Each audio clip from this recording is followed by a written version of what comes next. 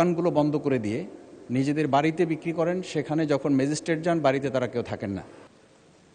মাননীয় মন্ত্রীর কাছে আমার একটু জানার বিষয়, সেটি হচ্ছে আমরা গতকালকেই দেখলাম যে আমাদের একজন সম্মানিত জাতীয় সংসদ সদস্য জ্বালানি সংগ্রহ করতে গিয়ে তিনি কিছুটা অসম্মানিত অবস্থার মধ্যে পড়েছেন।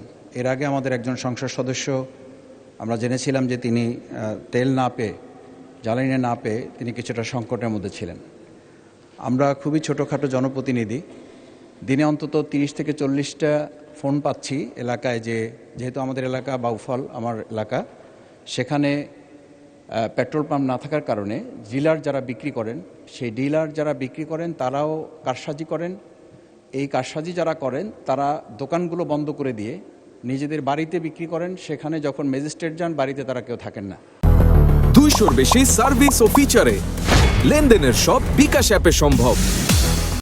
তো এই জায়গায় আমি লক্ষ্য করছি যে আজকেও সম্মানিত বিদ্যুৎ এবং জ্বালানি মন্ত্রী যে কথা বলেছেন, সেটার সাথে আমাদের এলাকাগুলোর পরিস্থিতির তো কোনো মিল নেই।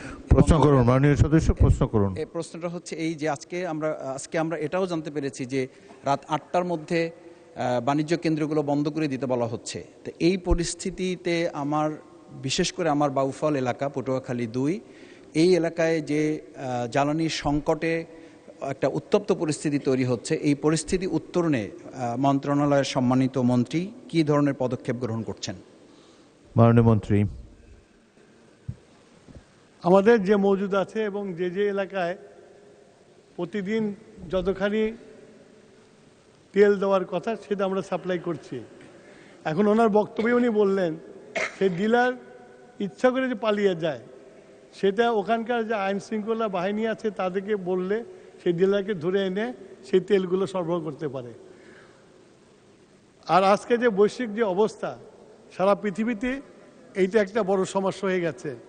তারপরেও আমরা বাংলাদেশে এইটাকে সুষ্ঠুভাবে চালিয়ে নেওয়ার চেষ্টা করছি, কিন্তু মানুষের মধ্যে যদি প্যানিক বাইং সৃষ্টি হয় সেটা রোধ করা একটু কঠিন।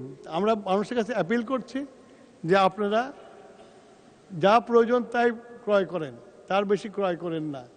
এটা যদি মানুষ করে তাহলে আমার মনে হয় না যে বিদ্যুৎ নিয়ে কোনো এই জ্বালানি নিয়ে কোনো সমস্যা হবে।